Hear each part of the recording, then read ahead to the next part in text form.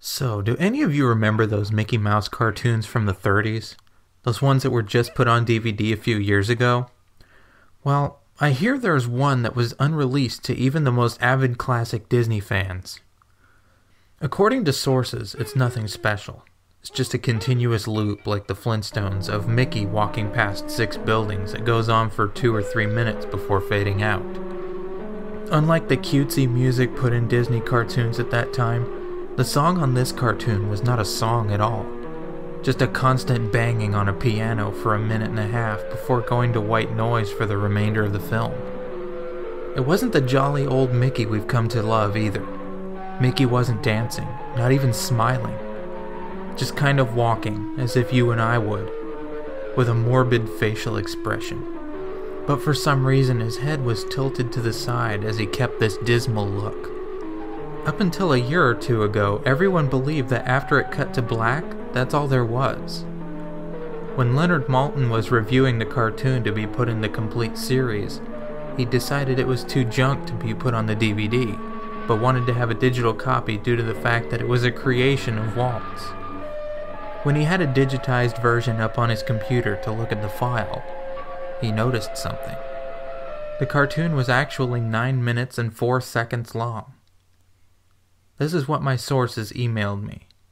He's a personal assistant of one of the higher executives at Disney and an acquaintance of Mr. Maltin himself.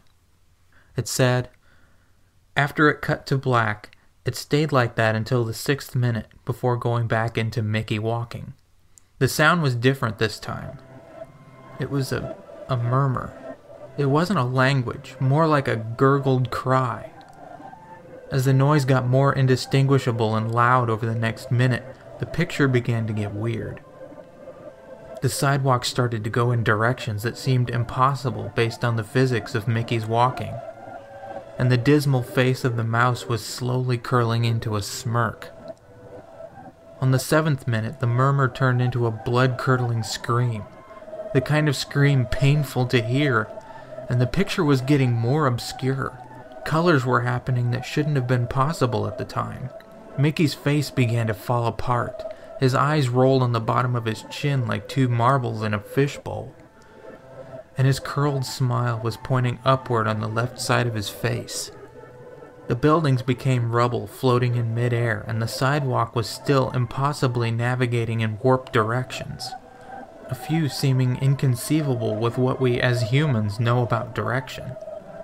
Mr. Maltin got disturbed and left the room, sending an employee in to finish the video and take notes of everything happening up until the last second, and afterward immediately store the disc of the cartoon into the vault.